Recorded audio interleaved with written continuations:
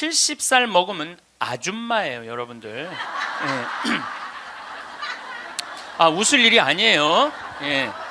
이번에 유엔에서 나이 재정립이 나왔어요. 나이 재정립이 나왔는데 1살서부터 17살을 미성년이라고 그래요. 미성년. 예. 미성년 17살을 18살서부터 65살을 청년이라고 그래요. 청년. 이거는 제가 한 얘기가 아니고 유엔에서 한 얘기예요. 유엔에서 65살까지는 청년이라고 그래요. 나는 65살 미치다 한번 손 들어보세요. 이렇게 청년이 많아 지금. 여기에 청년이 엄청나게 많이 온 거예요. 우리 교회에 청년이 없다고 많은 교회 지도자들은 걱정을 합니다. 근데 저는 걱정할 일이 아니라고 생각해요. 여기 있는 이렇게 많은 청년들이 있는데 왜 걱정을 해? 그러니까 여러분들은 지금 성모에 활동해야 되는 분들이 아니라 청년에 활동해야 되는 분들이에요. 청년에. 만약에 내가 65이 돼서 애도 다 키웠고 결혼도 다 시켰고 나는 이제 늙었다. 65이 나는 늙었다. 이렇게 생각하는 분은 불행한 분이에요. 자, 나는 이제 할 일 다 했으니까 이제 뭐만 기다리고 있으면 돼? 죽을 날만 기다리고 있으면 되잖아요. 근데 죽을 날만 기다리고 있어야 되는데 지금 65살이 언제 죽느냐면 100살쯤 죽을 거예요. 그럼 몇 년 동안 죽을 날을 기다려야 되냐면 35년 동안 매일 죽을 날만 기다리고 있는 거야. 불행해요, 안 불행해요? 65, 난 이제 청년이 이제 끝났네? 66살부터 79살까지를 뭐라고 그러냐면 중년이라고 그래요. 중년. 중년. 제가 한 얘기가 아니고 유엔이 한 얘기예요. 유엔이. 66살부터 79살. 자, 나는 66에서 79살이다. 한번 손 들어보세요. 이게 다 중년들이에요. 중년들. 아줌마들이 지금 79까지는, 그러니까 여기 지금 66부터 79살까지 지금 노인대학 다니는 분들은 다 자퇴하세요. 다 자퇴하시고 어디에 다시 들어? 성모에 가입해야 돼. 성모에. 80살서부터 99살을 노년이라고 그래요. 노년. 예. 그리고 100살서부터 노인이라고 그래요. 노인. 예. 100살서부터 노인이라고 그래요.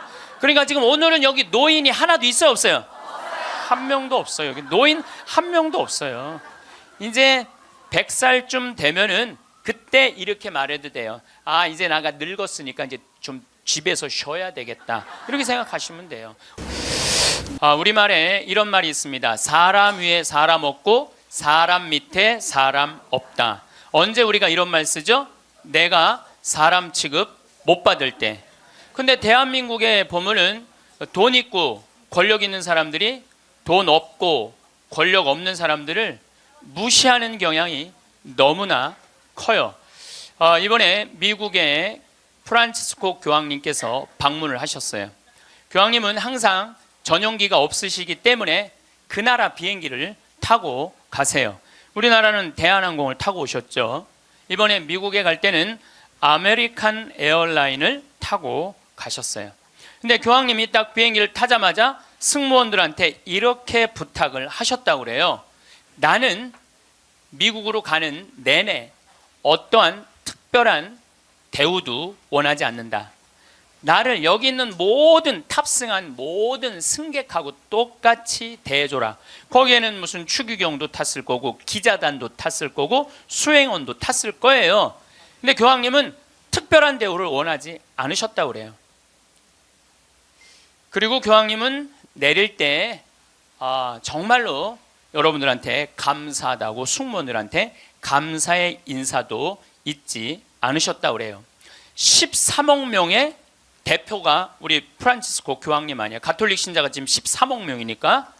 그런데 그 대단한 분이 어떠한 특별한 대우도 원하지 않는다고. 그래서 그 교황님을 수행한 승무원들이 마지막에 후기를 쓴 거를 제가 읽었는데, 자기네들은 너무 특별한 대우를 원하지 않았던 그 교황님을 모시고 가면서 인생의 최대의 비행을 했다고 그래요. 너무너무 감동을 받았다고 그래요. 이렇게 세계 최고의 교황님도 특별한 대우를 원하지 않으셨는데 모 항공사의 부사장은 땅콩 안 까줬다고 매뉴얼 판으로 자기 직원, 자기 돈을 벌어주는 사람이야. 고마운 사람이죠. 자기 직원 손가락 마디를 때리고 무릎을 꿇치고 그 다음에 강제로 용서를 청하라고 그랬다는 거예요. 그리고 그것도 모자라니까 어떻게? 비행기를 돌려서 그 중요한 사무장을 비행기에서 내리게 했다는 거예요. 이게 바로 사람 위에 사람 있고 사람 밑에 사람 있는 거죠. 대한민국은요, 돈 있으면요 갑질을 너무나 많이 해요. 여러분들 갑질 얘기 참 많이 들으셨죠? 백화점에서 근무하는 분들, 은행에서 근무하는 분들, 병원에서 근무하는 분들, 심지어 전화 마케팅 하는 분들, 이런 분들이 우리나라에 지금 몇 명이 일을 하느냐 하면 700만 명 정도가 일을 해요. 그 700만 명들은 매일매일 무시를 당하고 살고 있는 거예요. 그러니까 수많은 사람들이 매일매일 무시를 당하고 있는 거죠. 그런데 우리들이 이 인생을 살아가면서 사람을 무시하라고 그런 권한을 받은 적이 한 번도 없어요. 사람을 존중하라고 우리는 예수님한테 가르침을 받았죠. 작년에 서울의 한 부자 동네에서 70살 먹은 아줌마가 1층에 있는 경비 아저씨를 베란다 창문을 열고 부른대요. 어이 경비. 그럼 경비가 와서 5층을 이렇게 올려다보면은 간식 먹으라고 떡을 던져준대.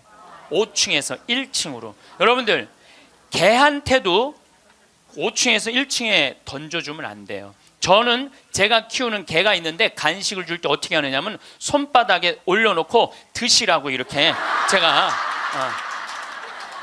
개한테도 드시라고 내가 이렇게 줘요. 하물며 사람한테 5층에서 1층으로. 제가 그 후기를 좀 읽어보니까 그 경비 아저씨하고 친했대요. 친해서 장난으로 그랬다는 거예요. 여러분들, 본인은 장난일 수 있지만 1층에서 받아먹는 사람은 장난이 아니에요. 본인은 장난일 수 있지만 그것도 꼭 유통기한 지난 걸 줬다는 거. 유통기한 지난 거. 이게 사람 위에 사람 있고 사람 밑에 사람 있는 거죠.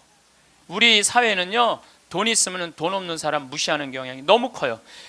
며칠 전에도 뭐 수압으로 스키라고 무슨 액세서리, 거기에서 어떤 사람이 와갖고 점원들한테 이거 고쳐주지 않는다고 무릎 꿇히게 하고. 여러분들, 똑같은 사람끼리 무릎을 꿇히게 한다는 게 말이 돼요?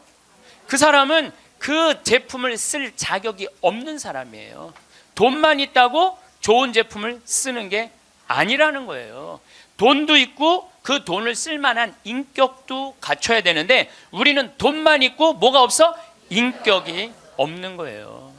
우리 부관장 신부님이 로마 유학 갔다 오신 분이에요. 그런데 저녁에 맥주집에 이제 뭐 신학생 때 갔으니까 맥주 막 먹을 때잖아요. 맥주를 먹으니까 떨어지면 뭐라 그래? 웨이터, 웨이터 계속 불렀대요.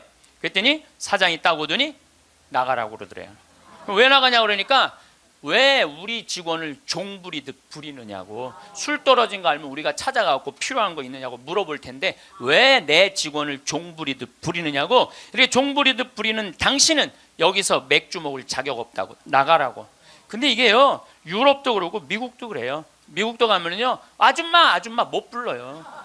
올 때까지 기다려야 돼. 근데 우리는 내가 돈 주고 부린다고 식당에 가서 어떻게 해? 아줌마 왜 안 갔다 와? 안 갖고 와?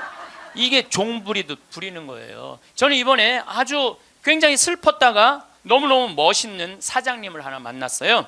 도시락 업체, 그것도 미국에서 와서 우리나라에서 사업을 하는 도시락 업체 사장님인데, 우리도 고객을 존중해야 되지만 고객도 우리를 존중해 주지 않으면 내쫓겠다 이거예요. 그 선언서를 제가 읽어드릴게요.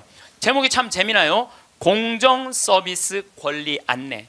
우리 직원이 고객에게 무례한 행동을 했다면 직원을 내보내겠습니다. 그러나 우리 직원에게 무례한 행동을 하시면 고객을 내보내겠습니다. 참 멋있죠? 이 뒷말이 더 멋있어요. 상품과 대가는 동등한 교환입니다.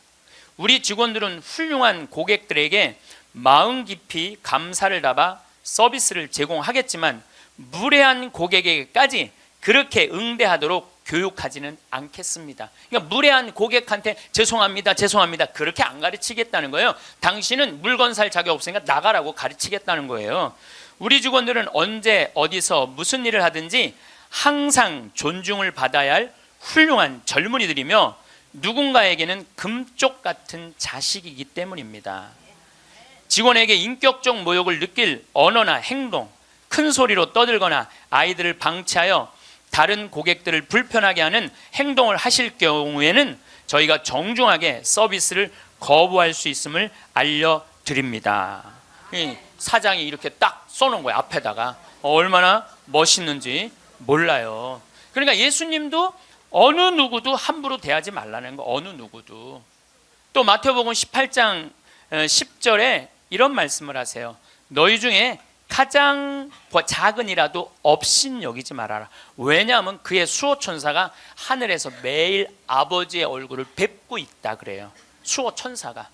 여기 계신 분들 이렇게 말씀하시는 분들 계세요. 나는 지질이 복도 없는 년이라고. 나는 남편 복도 없고 자식 복도 없는 지질이 복도 없는 년이라고. 그 지질이 복도 없는 년도 수호천사가 한 분씩 다 있다는 얘기예요. 수호천사가 한 분씩 다 있는 거예요. 그러니까 여기 계신 여러분들 전부 지금 수호천사 있어요, 없어요? 있어요. 여러분들 언제 수호천사가 여러분들 가장 곁에 있느냐면 여러분들이 성체 영화로 나올 때 수호천사가 항상 여러분들을 수호하고 나온다는 거예요. 여러분들 대단한 분들이에요. 수호천사 한 분씩 다 거느리고 있으니까. 그러니까 무시당하면 돼요, 안 돼요? 무시당하면 안 돼요. 사람 무시하지 말라고 누가 가장 가르치셨어요? 예수님이에요. 예수님은 마태복음 25장에 이렇게 말씀하세요. 양떼, 염소떼 나눠놓고 양떼들한테 이렇게 말씀하세요. 너희는 하늘나라를 차지해라. 우리가 뭘 잘했다고 하늘나라를 차지합니까? 너희들은 내가 목말랐을 때, 굶주렸을 때, 헐벗었을 때, 병들었을 때, 감옥에 갇혔을 때, 나그네 되었을 때 따뜻하게 맞이해줬다. 주님, 우리가 언제 그랬습니까? 그러니까 예수님 이렇게 말씀하세요. 너희 형제 중에 가장 보잘것없는 사람 하나에게 해준 게 곧 내게 해준 것이다. 혹시 여러분들 노숙자의 집에 가갖고 노숙자들한테 식사를 한번 대접했어. 그러면은 그 노숙자한테도 대접했지만은 누구한테도 대접한 거야? 그렇죠. 노숙자 안에 있는 예수님한테도 대접한 거예요. 그러니까 그걸 다 대접받았던 예수님은 마지막 날에 그 대접받은 걸 다 갚은 거예요. 근데 여러분들이 병든 사람, 감옥에 갇힌 사람, 노숙자들한테 한 번도 대접해 준 적이 없어. 마지막 날 예수님한테 받을 거 있어요, 없어요? 없어요. 지금 어려운 이웃한테 잘 베풀어 준 사람은 나중에 가서 예수님한테 따질 수 있어. 내놓으라고. 내가 해준 거 내놓으라고 따질 수 있어요. 예수님 마태복음 25장에 말씀하셨기 때문에. 근데 왼편에 있는 사람한테는 예수님이 이렇게 말씀하세요. 악마와 그의 졸도들을 가두려고 준비한 영원히 꺼지지 않는 불 속으로 들어가라. 우리가 뭘 잘못했다고 그럽니까? 그냥 예수님이 이렇게 말씀하세요. 너희들은 내가 목말랐을 때, 굶주렸을 때, 헐벗었을 때, 병들었을 때, 감옥에 갇혔을 때, 나그네 되었을 때 따뜻하게 맞이하지 않았다. 주님, 우리가 언제 그랬습니까? 그러니까 예수님이 이렇게 말씀하세요. 너희 중에 가장 보잘것없는 사람 하나에게 해주지 않은 것이 곧 내게 해주지 않은 것이다. 자, 여기 계신 여러분 모두 안에 지금 예수님 계세요, 안 계세요? 계세요. 여러분들 무시당하면 돼요, 안 돼요? 안 돼요. 여러분들이 잘나서 무시당하면 안 되는 게 아니라 여러분들 안에 계신 예수님 때문에 무시당하면 안 돼요. 자기 자존심을 지키는 거는 여러분들은 예수님이 거하는 성전이기 때문에 여러분들 자존심을 지켜야 돼요. 예수님은 이 세상에 오셨을 때도 가진 자 편에 서지 않고 가지지 못한 자 편에 서세요. 부처님 아버지는 직업이 뭐죠? 부처님 아버지는 왕이었어요. 공자님 아버지는 관리였어요. 마호메트 아버지는 큰 부자 상인이었어요. 물론 마호메트 엄마가 뱃속에 있을 때 돈 벌러 나갔다 죽어요. 그래갖고 마호메트는 유복자. 예수님 아버지는 직업이 뭐예요? 목수. 그 내가 신학교 다닐 때 신론 배울 때 예수님 아버지는 성부라고 예수님 아버지 직업은 하느님이었어요. 하느님. 예수님 양아버지 직업은 뭐예요? 목수예요. 2000년 전에 목수는 하루에 2끼 정도 먹었다고 그래요. 그러니까 가난한 집에 태어나신 거예요. 예수님은 굳이 당신이 선택해서 올 수 있었는데 굳이 가난한 집에 택해서 오신 이유는 뭐냐면은 가난한 이들과 함께 하겠다는 거예요. 그리고 당신 태어날 때 천사들이 누구를 초대하느냐면 목동들을 초대해요. 야, 삼왕은 자기네들이 찾아온 거고 예수님이 초대한 건 누구냐 하면은 목동들이에요. 저기 대단한 분 태어났으니까 가봐라. 그래갖고 예수님한테 처음으로 인사를 한 사람들은 목동들이야. 우리가 알퐁소 토대의 별이라는 책을 읽어갖고 목동을 굉장히 낭만적인 사람들로 알고 있는데 중동에 가보면요, 세상에 더러운 게 목동이에요. 그래서 목동하고 상대하지 말라 그래. 도둑놈들이라고 상대하지 말라 그래. 왜냐하면 한번 풀 뜯으러 양 뭐 염소 풀 뜯으러 나가면은 한 달을 돌아다녀야 되거든요. 그러니까 한 달 동안 머리 안 가. 내가 가서 보니까 머리에 떡을 칠하고 다녀요. 먹을 냄새가 얼마나 나는지 몰라. 또 밤낮에 기온차가 많으니까 옷을 몇 겹을 입고 한 달 동안 안 빨고 그것만 입고 다니는 거예요. 그 더럽고 냄새나는 목동들을 예수님은 첫 손님으로 초대한 거예요. 이게 누구를 초대하겠다냐? 보잘것 없는 사람들을 귀하게 여기겠다는 거예요. 그리고 당신 활동하실 때는 앞 못 보는 사람, 듣지 못하는 사람, 말하지 못하는 사람, 팔 오그라드는 사람, 등 굽은 여자, 다리 오그라드는 사람, 몸 썩어가는 나 환자, 몸 파는 여자, 나라 팔아먹은 세리들이랑 먹고 마시고 놀았다고 그래요. 저는 신약 성서 읽으면서 가장 가슴 떨리는 성서 구절이 뭐냐면 예수님은 그들과 먹고 마시고 놀았다. 이거를 읽으면 막 가슴이 떨려요. 여러분들, 세상에 먹고 마시고 노는 것처럼 중요한 일이 어디 있어요? 그렇죠? 여러분들, 저하고 뭐 방송을 통해서 유튜브를 통해서 친숙하시죠? 친숙하다 하더라도 나하고 먹고 마시고 놀진 않잖아요. 먹고 마시고 놀 수 있는 사이는요, 친하지 않으면 못해요.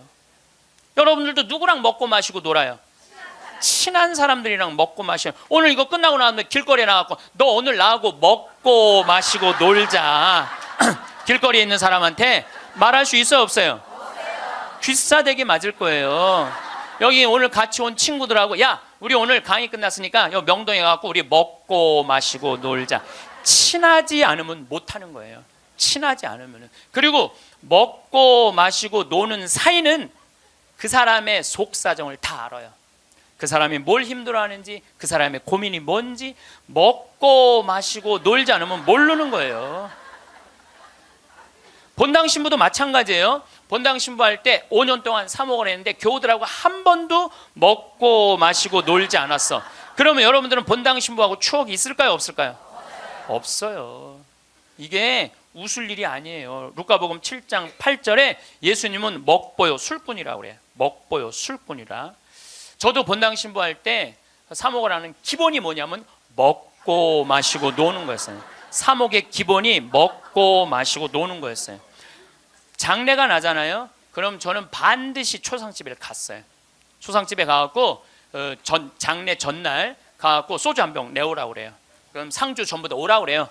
상주들하고 소주 한 잔씩 하면서 먹고 마시면서 어머니가 어떻게 살았는지, 아버지가 어떤 병으로 돌아갔는지 얘기를 다 들어요. 그리고 1시간을 그렇게 소주 한 병을 먹으면서 이야기를 하고 다음날 강론할 준비할 필요가 없어. 강론. 왜냐하면 강론 때 이 엄마가 어떻게 살았고 가족은 어떻게 하고 다 얘기할 수 있는 거예요. 먹고 마시고 놀고 왔기 때문에 공감이 되는 강론을 할 수 있는 거예요. 근데 만약에 초상이 났는데 내가 그 집에 한 번도 간 적이 없어. 그냥 장례만 딱 왔어. 그 강론은요, 그 고인들하고 남아있는 유족들하고 아무 공감대가 없는 강론을 할 수밖에 없어요.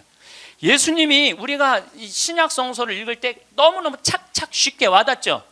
왜 우리가 쉽게 알아들을 수 있는지 아세요? 예수님이 우리랑 먹고 마시고 놀았기 때문이에요. 이게 얼마나 가슴 설레는 성서 구절인지 몰라요. 어떤 가르침보다 위대한 말이 뭐냐면 예수님은 그들과 먹고 마시고 놀았다예요. 저도 87년도에 시각장애자들하고 1년 동안 여기 상계동에서 먹고 마시고 놀아봐서 87년도에 내가 그분들하고 1년 동안 살면서 물어봤어요. 여러분들은 살면서 뭐가 가장 힘드냐고. 그랬더니 그분들이 하는 얘기가 가장 힘든 게 뭐냐면 내 몸으로 난 자식 얼굴을 모르는 거래요. 내 몸으로 난 자식 얼굴을 모르는 거예요. 여러분들은 애들 어때요? 애기 낳으면 이뻐요, 안 이뻐요? 막 100일, 200일 된 애들 보면 손가락 보면 어때요? 기가 막히죠? 그러니까 애기 엄마들 보면 막 애 손도 막 먹고 발도 막 먹잖아요. 막 먹어 보니까 먹을 기세야. 먹을 수만 있으면은 너무너무 좋으니까. 그리고 그냥 눈에 티만 들어가도 막 뭐 이거 비벼내고 그러는데 나한테 한다는 애가 신부님 이만한 애를 눈에 넣어도 안 아프대. 눈에 넣어도 안 아프대. 이걸 넣는데 어떻게 안 아파. 눈알이 터지든지 뭘 하든지 해야 될 거 아니야. 눈에 넣어도 안 아파. 그렇게 좋다는 거야. 그렇게. 아기를 보는 기쁨은요 그건 세상에 돈으로 살 수 없는 기쁨이에요. 우리 집에도 드디어 조카가 장가를 가서 딸을 낳았어요. 로사라는 나는 이제 할아버지가 됐어요. 조카 손녀가 있어. 조카 손녀가. 근데 그 집에 가보면 참 볼만해요. 증조 할머니, 증조 할아버지, 할머니, 할아버지, 엄마, 아빠 여섯이서 둘러서 갖고 얘가 이제 막 며칠 전에 지났거든요. 얘는 가만히 보니까 아무것도 안 해. 그런데도 여섯이서 둘러서 갖고 참 쳐다보고 있다가 눈만 뜨면 뭐라 그러냐면 눈 떴다. 눈 뜬 게 뭐 이렇게 대단한 일이라고. 6명이 둘러앉아갖고 눈 떴다고 난리를 치고 거기다가 얘가 빵긋 웃기만 하잖아요. 그러면 그때부터는 애가 재롱을 피는 게 아니에요. 증조 할머니, 증조 할아버지부터 재롱을 피기 시작해. 오르르 깍꿍. 이게 누가 재롱 피는 거야? 내가 보기엔 지들이 재롱 피면서 얘가 재롱 핀다는 거야. 시간 가는지 모른다는 거야. 내가 보기엔 자기네들이 재롱 피고 얘는 그냥 껌뻑껌뻑 쳐다만 보는데 이 아기를 그래서 애들은 1살 때 평생 할 효도를 다 한다는 거예요. 1살 때 여러분들 그때 그 기쁨 평생 애들은 2살 때부터 효도 안 해요. 왜 효도 안 하는 줄 아세요? 1살 때 이미 다 했어. 근데 뭘 2살 때부터 해. 혹시 지금 30살 된 자식들이 효도 안 한다고 섭섭한 그분들은 욕심이 너무 많은 거예요. 이미 그 기쁨을 다 누린 거예요. 근데 그분들은 자기 애들을 어떻게 알아보느냐면 손으로 만져서 눈이 이렇게 생겼고 코가 이렇게 입이 이렇게 상상할 수밖에 없어요. 상상할 수밖에 없어요. 또 한 번은 도봉산 성당에서 우리 시설 분들을 초대를 해갖고 식사 대접을 했어요. 정말 내가 가서 보니까 상다리가 부러지게 차려놨어. 그런데 옆에 있던 형제가 나한테 그러는 거야. 학사님, 우리는 이렇게 상다리가 부러지게 차려놔도 아무 소용이 없다는 거예요. 왜 소용이 없냐? 그랬더니 보여야지 골라 먹죠. 어디 있는 줄 알아야지. 냄새는 나는데 어디 있는지 알아야지 골라 먹죠. 그러니까 옆에 봉사자들이 한 분씩 앉아갖고 고등어 들어갑니다. 두부 들어갑니다. 김치 들어갑니다. 그래야지 먹는 거예요. 근데 우리 생태마을에 딱 음식 차려놓으면은 막 김치, 뭐 고등어 막 이제 묵은지 절여놓은 거 보면 막 이분들 막 입에 군침이 돈대. 딱 보면은 막 깍두기 쫙 빨갛게 해놓고 막 김치찌개 두부 딱 올려주면 입에 군침이 돈다는 거예요. 우린 눈으로 먹는 거예요. 먼저 눈으로 먹고 입에 군침이 도는 거예요. 이걸 영어로 뭐라고 그러냐면 My mouth is watering 그래요. 군침 돈다. My mouth is watering. 군침이 돼요. 근데 그분들은 눈으로 먹는 기쁨이 없는 거예요. 여러분들 뭐가 지지리 복도 없긴 뭐가 지지리 복도 없어. 이 눈으로 벌써 음식을 먹는데 이거 눈알 하나 갈아 끼는데 1억이라는데 2개 갈아 끼면 2억인데 2억을 끼고 지지리 복도 없는 년은 무슨 지지리 복도 없는 년이에요. 또 87년도는 그 인천에서 수원에서 전철이 전부 다 의정부로 갔어요. 그때만 해도 우리 시각장애자들이 전철에서 바구니 들고 어두운 밤에 깜깜한 밤에 이러고 가면은 500원씩 1000원씩 줬어요. 기억나시죠? 네. 그렇게 하루 종일 전철을 오고 가면서 모으면은 그때 돈으로 꽤 컸대요. 15,000원, 2만원 됐대요. 그때 돈으로. 그러면은 창동이나 도봉역에서 딱 내리면은 도둑놈들이 따라다니다가 역에서 나가면은 그걸 낚아채 가는 거예요. 그걸 낚아채 가는 거예요. 그럴 때 너무너무 속상하다는 거. 너무너무 화가 나. 하루 종일 고생한 건데. 그러니까 누굴 데리고 나가느냐면 5학년, 6학년, 중학교 1학년 된 자기 애들을 데리고 나가는 거예요. 자기 애들은 그거 일 나가는 게 죽기보다 싫은 거예요. 매일 그 우리 시설 마당에서 애들이 울어. 너 왜 울어? 그러면 자기 일 나가기 싫다는 거예요. 네가 무슨 일을 나가는데? 애들이 얘기해 주는 거예요. 낚아채 갖고 엄마 아빠가 나 데리고 나간다고. 그럼 엄마 아빠 손 잡고 지팡이 잡고 전철 안에 왔다 갔다 하는 거 걔네들이. 그러는 수원이나 인천은 아무 상관없대요. 창동이나 도봉역에 딱 그 전철을 지나갈 때 되면 누굴 만나냐면 반 친구들을 만나는 거야. 반 친구들이 그걸 보고 다음날 학교 가서 다 소문을 내는 거야. 제 엄마 손잡고 구걸하러 다닌다고. 얼마나 그 나이에 자존심이 상해요. 그러니까 내가 그들과 먹고 1년 동안 먹고 마시고 놀지 않았으면 그분들의 아픔을 몰랐을 거예요. 예수님은 이 세상에 오셔서 3년 동안 정말 가지지 못한 사람이나 가진 사람이나 누구하고 먹고 마시고 놀았어요. 그러니까 강생이라는 말 참 많이 듣죠. 예수님은 이 세상에 강생하셨다. 그냥 몸만 오신 게 아니에요. 삶 자체로 이 세상에 들어오신 거예요. 그래서 우리랑 먹고 마시고 놀면서 우리가 고민하는 게 뭔지, 우리가 힘들어하는 게 뭔지 너무너무 잘 아셨어요. 그래서 예수님은 특별히 아픈 사람들, 병든 사람들 고쳐주는 거 주저하지 않으셨어요. 다 고쳐주셨어요. 그리고 최후의 만찬 때 마지막 날 제자들의 발을 씻어주고 난 다음에 예수님이 이렇게 말씀하세요. 요한복음 13장에 내가 너희들을 사랑하였듯이, 사랑한다는 게 뭐냐면 너희들과 먹고 마시고 놀면서 너희들을 위로했듯이 너희도 서로 사랑하여라. 이게 마지막 날 유언이야. 서로 사랑하라는 게. 그런데 지금 한국에는 크리스찬이 2천만이 있어요. 개신교 1,500만, 가톨릭 500만. 크리스찬이라는 건 뭐냐면 그리스도처럼 살겠다는 거예요. 여기 계신 여러분들 전부 왜 세례 받았냐면 그리스도처럼 살라고 세례 받은 거야. 그러면 이 대한민국에 2천만 명의 그리스도가 살고 있는데 요즘 대한민국에 보면 2천만 명의 그리스도인이 살고 있는 것 같아요? 아니죠? 예수님이 서로 사랑하라고 말하고 간 적이 없는 것 같아. 예수님이 이렇게 말하고 가신 것 같아. 너희들 서로 괴롭힐 수 있는 한 괴롭혀라. 이렇게 말씀하고 가신 것 같아. 얼마나 서로 괴롭히는지. 여러분들 우리나라 애들은 군대 가기 전에 이미 다 망가져서 들어가요. 우리나라 중고등학교 애들 여러분들 남자애들 보면 눈빛 보면 어때요? 살벌하지 않아요?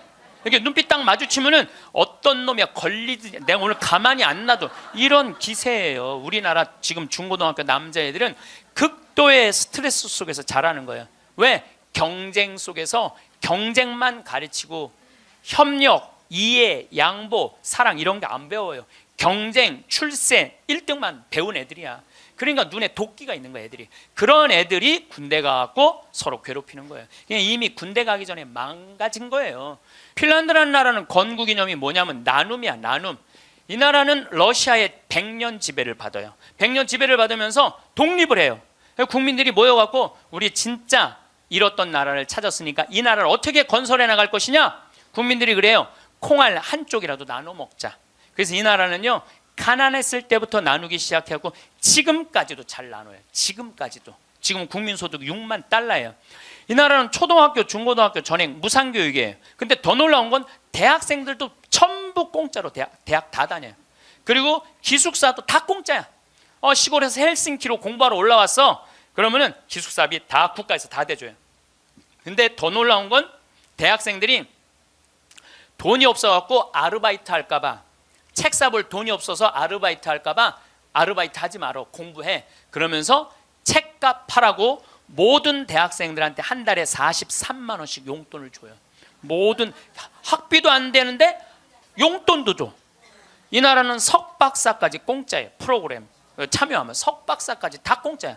그러려면 뭘 많이 내야 돼? 세금을 많이 내야 되잖아요. 이 나라는 한 700만 원 정도 월급 받는 사람들이 세금을 얼마를 내냐면 320만 원 정도 내요.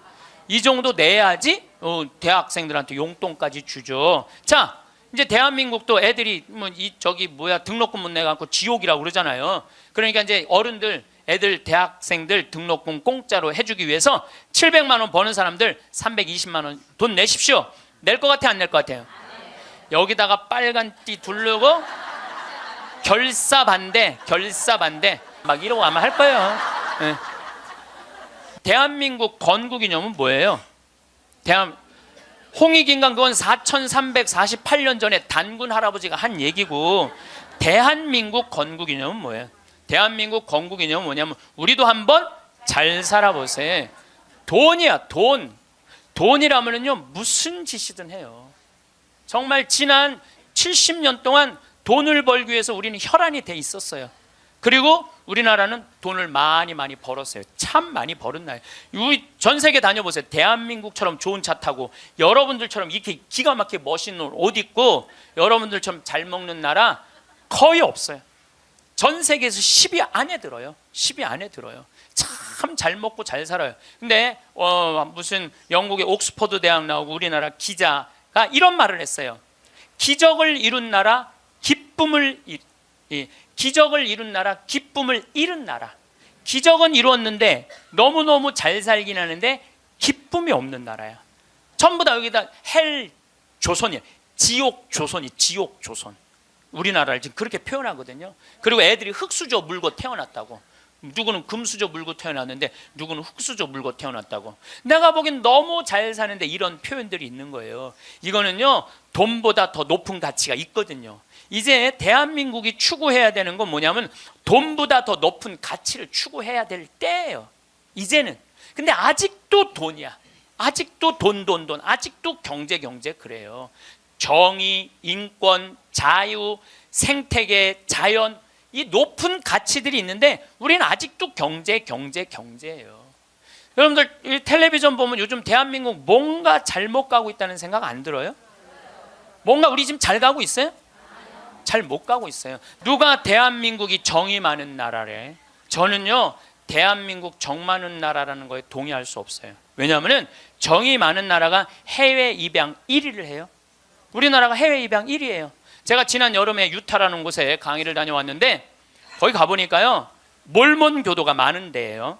저녁에 식당에 갔는데 엄마 아빠는 백이냐? 근데 애들은 누가 봐도 우리나라 애들이에요. 그 한 식당에 세 쌍의 자녀들이, 그러니까 세 부부 쌍의 자녀들이 우리나라 애들이야. 나는 대한민국의 어른으로서 걔네들한테 너무너무 미안하더라고요. 전 세계에서 해외 입양 1위가 대한민국이에요. 2위가 어딘 줄 아세요? 필리핀이에요. 3위가 우간다, 4위가 인도, 5위가 우즈베키스탄이에요. 그리고 그 나라들에 비하면 우리나라는요, 2배, 3배 잘 사는 나라예요. 2배, 3배 잘 사는 나라에서 해외 입양 1위를 하고 있는데 정이 많은 나라예요? 정 많은 나라 아니에요. 또 제가 요즘 잠비아 도와준다고 한 3년 동안 한 10억 정도 잠비아 도와줬어요. 가서 뭐 이제 농장도 한 20만 평 꾸며주고 소도 돼지도 닭도 뭐 옥수수밭도 감자밭도 다 해놨어요. 근데 나한테 전화해갖고 이렇게 전화 항의하는 분들 참 많아요. 대한민국에도 굶어 죽는 사람 많은데 뭐하러 아프리카까지 가서 도와주느냐고, 정신 있는 거냐 없는 거냐 나한테 이렇게 전화하는 분들 참 많아요. 여러분들, 우리나라가요 6.25 전쟁 끝나고 난 다음에요 미국에서요 밀가루 받아서 먹고 살았어요. 밀가루. 그래서 우리 천주교하고 밀가루하고 인연이 많아요. 정부를 못 믿으니까 밀가루 어디다 줬어? 성당에 다 갖다 줬어요. 그래서 성당에서 나눠줬어요. 그래서 옛날에는 밀가루 받아 먹으려고 세례 받는다 그래서 밀가루 신자라는 말까지 나왔어요. 그렇게 우리가 그 배고픈 시기를 미국에서 원조 받아갖고 버텨냈어. 그럼 세계에서 9번째로 1조 달러가 넘는 나라가 9나라인데 우리나라가 9번째 1조 980억 달러예요. 그렇게 잘 사는 나라가 아프리카의 나라 도와주는 건 당연한 거예요. 받았으면 줘야지. 받고 우린 꿀떡하고 끝나고 있어요. 근데 그게 OECD 국가 중에 가난한 나라 안 도와주기로 우리나라가 1등이에요. 뭐가 정이 많은 나라예요. 말로만 정 많으면 다예요. 정이 많은 나라가 아니에요. 내가 지지난주에 동창 모임에 사회복지시설 운영하는 신부님을 만났어요. 기가 막힌 얘기를 들었어요. 어떤 얘기를 들었느냐면 서울의 한 시내 한복판에 지적장애자들 작업장을 학교에, 중학교에 만들려는데 주민이 반대하는 거예요. 그랬대요. 우리 동네 쓰레기 처리장은 들어와도 지적장애자 작업장은 못 들어온다. 참, 아니 걔네들 얼마나 이 삶에 목말라 하는 애들인데 걔네들을 우리 동네에서 받아들였고 우리 동네에서 보호를 해줘야지. 이게 우리가요 철저하게 이기적인 거, 님비라고 그래. 님비. 요즘 우리 평창에는 동계올림픽 때문에 도로가 뻥뻥 나요. 근데 우리 생태마을 바로 옆에 도로가 나요. 근데 거기를 터널을 뚫어요. 강의 중에 다이나믹 터질 때 막 건물이 울려요. 그래서 사람들이 와서 나한테 그래요. 신부님, 저렇게 바로 터널을 뚫는데 반대 안 하시느냐고. 내가 이렇게 말해요. 저거 반대하려면 5년 정도 걸려. 매일 도로에 들어놓아야 돼. 나는 내 인생 매일 도로에 들어놓기 내 인생이 너무 아까워. 그리고 1하는 우리 옆으로 지나가는 거, 2하는 마을로 지나가는 거예요. 그럼 내가 반대한다고 칩시다. 그럼 2하는 누구한테로 지나가는 거야? 마을로 지나가는 거예요. 그럼 내 옆길은 안 되고 옆에 마을은 괜찮고. 이게 이기적인 거예요. 이기적인 거. 누가 우리 부로 정이 많은 나라라고 그래요. 1970년대 우리 이 구로공단에서 동대문에서 노동자들이 이제 돈 많이 벌으니까 우리 좀 나눠주라. 그러니까 정부에서 어떻게 이 국가가 지금 잘 살아야 된다. 그러면서 나중에 잘 살게 되면 그때서 너희들한테 잘해줘. 나중에 잘해줘. 나중에 잘해주겠다고. 그래서 대기업 중심으로 정책을 폈어요. 그런데 지금 2015년 대한민국 잘 살아요, 못 살아요? 잘 살아요. 외환보유가 세계 6위예요. 3,600억 달러. 그 다음에 10대 기내 사내 보유금은 5천억 달러, 515조. 근데 지금 나눠요, 안 나눠요? 안 나누잖아요. 우리나라가 지금 1시간 노동임금이 5,580원이에요. 이거 노동자들이 10,000원으로 해달라고 그랬어요. 근데 올해 6,030원 했어요. 6,030원. 내년에 1시간이 6,030원이에요. 그러면 우리나라하고 비슷한 경제 규모가 비슷한 이탈리아는 얼마예요? 10,000원이에요. 10,000원. 이탈리아, 스페인 10,000원이에요. 우리보다 조금 잘 사는 프랑스는 12,000원. 독일은 13,000원. 미국은 2020년에 모든 노동자들한테 1시간에 17,000원 주기로 국회에서 결의를 했어요. 근데 우리는 이 민중을 무시하는 거예요. 니네들은 무시당해도 돼. 니네들은 돈, 이게 5,580원이면요 한 달 22일 일하면 얼마 버는 줄 알아요? 98만 원 받는 거예요. 98만 원. 그거 갖고 먹고 살라는 거예요. 기업에는 515조나 있으면서 안 내놓는 거예요. 세금으로 안 내놓는 거예요. 그냥 가지고 있는 사람만 더 부자가 되는 거예요. 가지고 얼마 전에 우리 이 삼성이 아시아 최고의 부자 가문이 됐대요. 저는 그걸 읽으면서 너무너무 창피했어요. 왜 너무너무 창피했느냐 하면은 우리나라는 경제 규모가 1조 달러야. 일본은 6조 달러, 중국은 14조 달러야. 그럼 최고의 부자는 일본이나 중국에서 나와야지 우리나라에서 나와요. 이 얘기는 뭐냐면 삼성이 회사 운영을 잘하기도 했지만 중소기업 하청업체들한테 1,000원 주고 500원 주고 그 나머지 500원 갖고 세계 아시아 1위 된 거예요. 다 같이 잘 살아야지 잘 사는 거지 한 기업만 잘 산다고 잘 사는 게 아니에요. 그리스가 왜 망했어요? 그리스가 한두 부자 자기네들 세금 다 뒤로 돌리는 바람에 나라가 망한 거예요. 나중에 나누긴 뭘 나중에 나눠. 노동자들이 잘 살아야지 국가가 잘 사는 거예요. 호주만 해도 광부들이 연봉이 얼마냐면 1억 2천이에요. 광부들이. 내가 지금 호주에 나오고 같이 봉사활동 다니는 치과의사, 우리 요한 바오로 치과의사가 있는데 어저께 나한테 한 얘기예요. 신부님, 호주에는 배관공, 전기공, 목수가 저보다 돈 더 많이 벌어요. 아주 능력 있는 치과의사인데 돈 더 많이 번다는 거예요. 그러니까 노동자가 잘 사는 나라가 행복한 나라예요. 예. 나중에 나눠주긴 언제 나눠줘. 나중에는 다 굶어 죽고 난 다음에 나눠줘요. 나누려면 언제 나눠야 돼? 지금 나눠야 돼. 지금. 내가 성당 질 때도 부자들한테 신축 헌금 좀 하시죠. 그럼 신부님 나중에 땅 팔리면 할게요. 나중에 땅 팔리면 할게요. 이런 분들은요 절대 안 해요. 착한 일도 많은 사람들, 신부님 내가 나중에 돈 벌면 할게요. 이런 사람들은 착한 일 안 하겠다는 사람들이에요. 지금 하지 않으면 나중에는 못 하는 거예요. 나중에는 지금 해야 돼. 하려면 지금 해야 돼요. 마침 기도 벌써 시간이 45분이나 됐어요. 마침 기도 제가 신약 성서의 예수님은요 서로 사랑하라는 말보다는 남을 무시하지 말라는 말을 훨씬 많이 하셨어요. 남을 무시하지 말라는 말을. 이 사람을 무시하지 말고 어린아이를 무시하지 말고 가난한 사람을 무시하지 말고 이 이야기를 훨씬 많이 하셨어요. 그러니까 사람을 귀하게 여기라는 얘기예요. 지금 제가 마침 기도로 읽는 이 성서 구절도 제가 강의 때 했던 마태복음 18장 10절 말씀입니다. 성부와 성자와 성령의 이름으로 아멘. 작은 이들을 업신 여기지 마라. 너희는 이 작은 이들 가운데 하나라도 업신여기지 않도록 주의하여라. 내가 너희에게 말한다. 하늘에서 그들의 천사들이 하늘에 계신 내 아버지의 얼굴을 늘 보고 있다.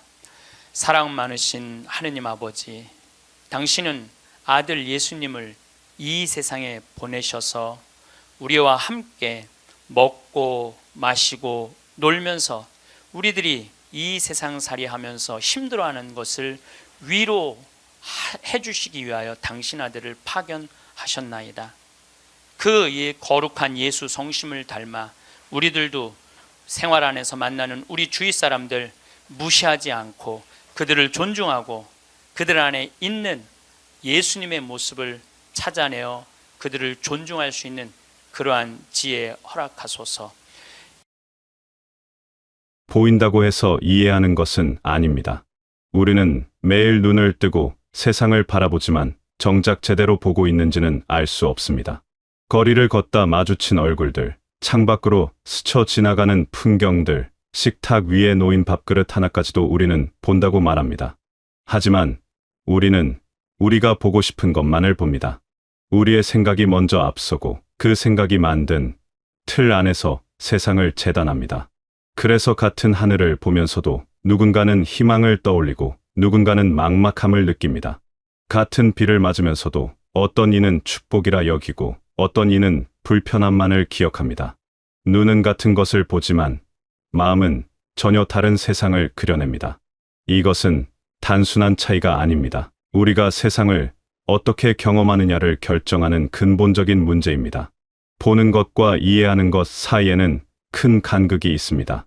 눈은 표면을 훑을 뿐이고 진짜 의미는 마음이 만들어냅니다.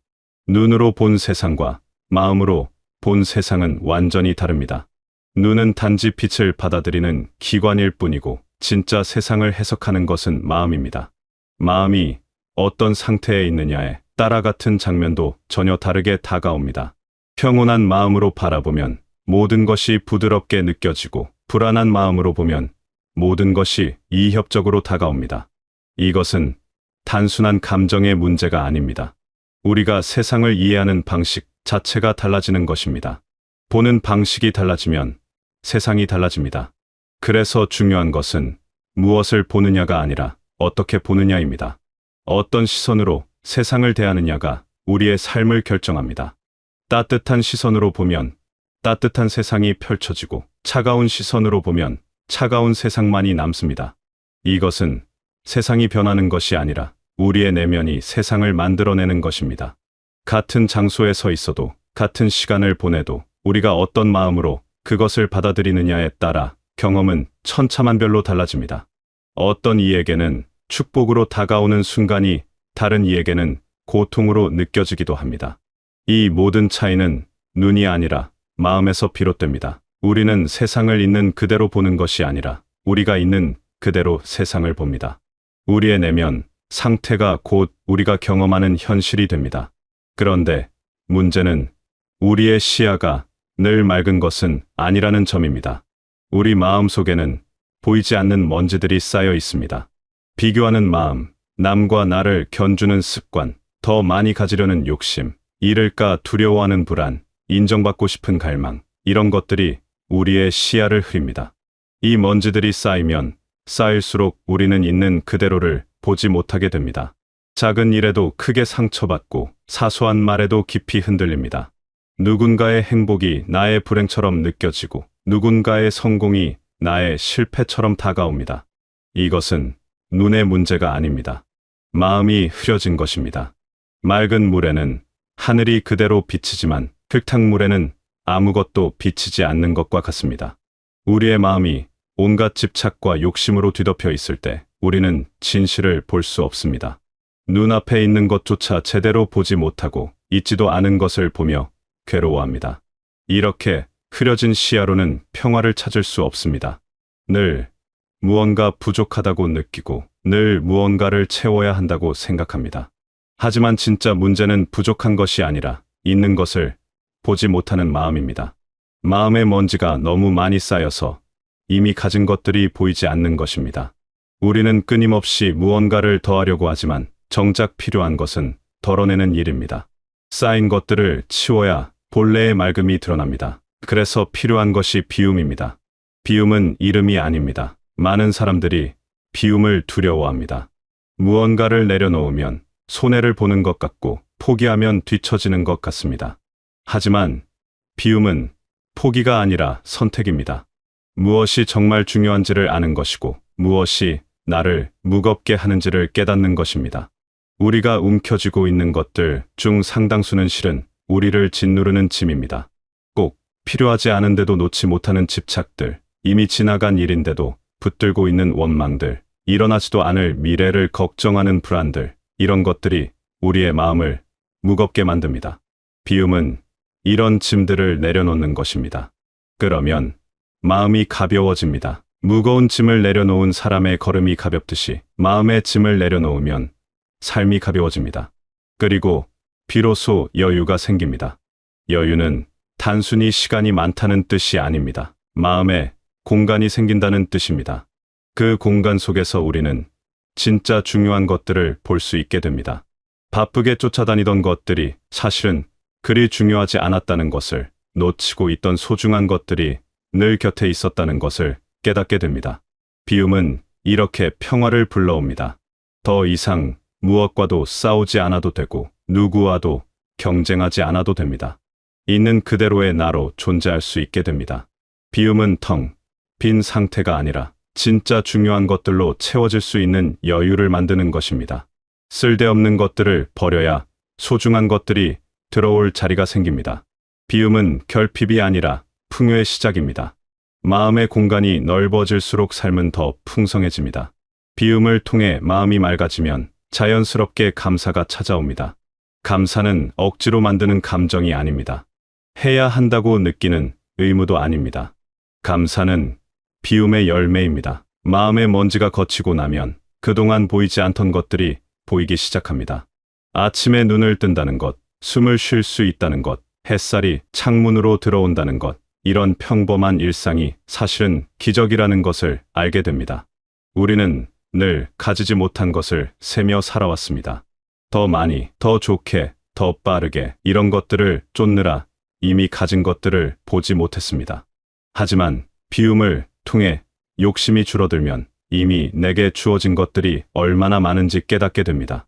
특별한 일이 없어도 감사할 수 있게 됩니다. 무언가를 얻어서가 아니라 이미 충분하다는 것을 알기 때문입니다. 이런 감사는 억지로 만들어지지 않습니다. 마음이 맑아지면 저절로 샘솟는 것입니다. 물이 맑으면 바닥이 보이듯이 마음이 맑아지면 삶의 진실이 보입니다. 그 진실은 이미 우리가 충분히 받았다는 것, 이미 충분히 사랑받고 있다는 것, 이미 충분히 괜찮다는 것입니다. 감사는 이렇게 비움 이후에 찾아오는 평화로운 마음의 상태입니다. 무언가를 더 가져야 한다는 조급함에서 벗어나면 지금 이 순간이 얼마나 소중한지 보이기 시작합니다. 평범한 하루가 얼마나 큰 선물인지, 건강하게 하루를 시작할 수 있다는 것이 얼마나 감사한 일인지 깨닫게 됩니다. 감사는 많이 가진 사람의 특권이 아닙니다. 마음이 맑은 사람의 자연스러운 상태입니다. 가진 것이 적어도 감사할 수 있고 어려운 상황에서도 감사를 느낄 수 있습니다. 그것은 상황이 좋아서가 아니라 마음이 맑아서입니다. 다시 보는 법을 배워야 합니다. 눈이 아니라 마음으로 보는 법을 익혀야 합니다. 눈으로만 보면 겉모습만 보입니다. 아름다운 것과 추한 것, 많은 것과 적은 것, 좋은 것과 나쁜 것, 이렇게 구분하며 판단하게 됩니다. 하지만 마음으로 보면 그 너머를 볼 수 있습니다. 겉으로는 평범해 보이는 순간들 속에 담긴 의미를, 작아 보이는 것들 속에 깃든 소중함을, 당연해 보이는 것들 속에 숨어 있는 기적을 볼 수 있게 됩니다.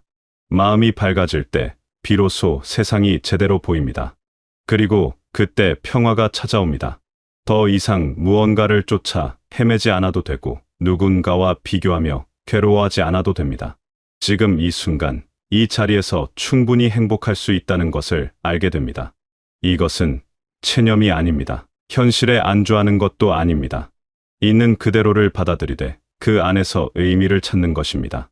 모든 순간이 완벽하지 않아도 괜찮다는 것을, 모든 것을 가지지 않아도 충분하다는 것을 아는 것입니다. 마음으로 보는 것은 판단을 멈추는 것입니다. 좋다, 나쁘다, 옳다, 그르다는 잣대를 내려놓고 있는 그대로를 받아들이는 것입니다. 그러면 모든 것이 다르게 보입니다. 미워했던 것들도 이해하게 되고 싫어했던 것들도 받아들이게 됩니다. 마음으로 본다는 것은 사랑으로 본다는 것과 같습니다. 판단 없이, 조건 없이 있는 그대로를 바라보는 것입니다.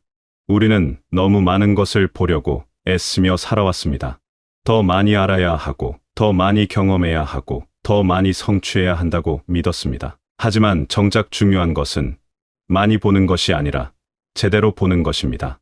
100가지를 흘려보는 것보다 한 가지를 온전히 보는 것이 더 의미 있습니다. 지금 내 앞에 있는 것을 온전히 느끼고 지금 이 순간을 온전히 살아가는 것이 진정한 삶입니다. 그러려면 먼저 마음을 비워야 합니다. 쌓여있는 욕심과 집착을, 비교와 판단을, 두려움과 불안을 내려놓아야 합니다. 그래야 비로소 눈이 아닌 마음으로 볼 수 있습니다. 마음이 맑아지면 세상도 맑아집니다. 같은 풍경을 보더라도 전혀 다른 의미로 다가옵니다. 평범했던 일상이 소중하게 느껴지고 당연했던 것들이 감사하게 다가옵니다. 이런 변화는 갑자기 일어나지 않습니다. 조금씩 천천히 일어납니다. 어느 날 문득 같은 하늘이 다르게 보이고 같은 길이 새롭게 느껴집니다. 그것이 바로 마음이 달라진 증거입니다. 세상은 그대로인데 우리가 달라진 것입니다. 그리고 그것이면 충분합니다. 세상을 바꿀 수는 없지만 세상을 보는 방식은 바꿀 수 있습니다. 그것이 우리에게 주어진 가장 큰 자유입니다. 이제는 다르게 볼 시간입니다. 눈앞에 펼쳐진 모든 것을 새로운 시선으로 바라볼 시간입니다. 아침에 눈을 떴을 때, 창밖의 하늘을 볼 때, 밥을 먹을 때, 길을 걸을 때, 이 모든 순간을 다시 보는 것입니다. 습관처럼 흘려보내던 시간들을 온전히 느끼며 살아가는 것입니다. 그러면 삶이 달라집니다. 특별한 일이 일어나지 않아도 삶이 풍요로워집니다. 큰 변화가 없어도 마음이 평화로워집니다. 이것이 진정한 행복입니다. 무언가를 얻어서 오는 행복이 아니라 이미 가진 것의 소중함을 아는 데서 오는 행복입니다. 비교하지 않고 욕심내지 않고 있는 그대로를 받아들일 때 찾아오는 평화입니다. 이런 평화는 밖에서 찾을 수 없습니다. 오직 내 마음속에서만 찾을 수 있습니다. 세상이 아무리 시끄러워도 내 마음이 고요하면 평화를 느낄 수 있습니다. 세상이 아무리 혼란스러워도 내 마음이 맑으면 길을 잃지 않습니다. 평화는 조건이 아니라 선택입니다. 어떤 상황에서도 평화로울 수 있고 어떤 환경에서도 행복할 수 있습니다. 그것은 외부가 아니라 내부의 문제이기 때문입니다. 마음을 비우고 다시 보는 일은 하루아침에 이루어지지 않습니다. 평생을 두고 연습해야 하는 일입니다. 때로는 다시 무언가에 집착하게 되고 때로는 다시 비교하며 괴로워하게 됩니다. 그래도 괜찮습니다. 다시 깨닫고 다시 내려놓으면 됩니다. 중요한 것은 완벽하게 하는 것이 아니라 계속 시도하는 것입니다. 조금씩이라도 마음을 비우고 조금씩이라도 다르게 보려고 노력하는 것입니다. 그러면 어느 순간 삶이 달라져 있을 것입니다. 같은 하루를 살아도 전혀 다른 기분으로 살게 될 것입니다. 평범한 순간들이 특별하게 느껴지고 작은 것들에도 감사하게 될 것입니다. 이 모든 것은 여러분의 마음이 달라졌기 때문입니다. 세상은 변하지 않았지만 여러분이 세상을 보는 방식이 변한 것입니다. 그리고 그것이 가장 중요한 변화입니다. 외부의 변화는 우리가 통제할 수 없지만 내면의 변화는 우리가 선택할 수 있습니다. 어떤 마음으로 살아갈 것인지, 어떤 시선으로 세상을 볼 것인지는 오롯이 우리의 몫입니다. 누구도 대신해 줄 수 없는, 오직 우리만이 할 수 있는 일입니다. 그리고 그 선택이 우리의 삶을 만들어갑니다. 여러분의 마음이 조금씩 가벼워지고 세상을 바라보는 시선이 따뜻해지기를 바랍니다. 무거운 짐을 내려놓고 가볍게 걸어갈 수 있기를, 비교와 경쟁에서 벗어나 있는 그대로의 여러분으로 살아갈 수 있기를 바랍니다. 눈이 아닌 마음으로 세상을 볼 수 있게 되기를, 그래서 매 순간이 감사하고 평화로운 나날을 보내시기를 바랍니다. 여러분의 삶이 조금 더 밝아지고 마음이 조금 더 평온해지기를 진심으로 바랍니다. 힘든 순간에도 마음의 평화를 잃지 않으시길, 어려운 상황에서도 감사를 발견하시길, 혼란스러운 세상 속에서도 여러분만의 고요함을 지키시길 바랍니다. 오늘 하루도 맑은 마음으로 세상을 바라보며 있는 그대로의 여러분을 사랑하며 살아가시길 바라겠습니다.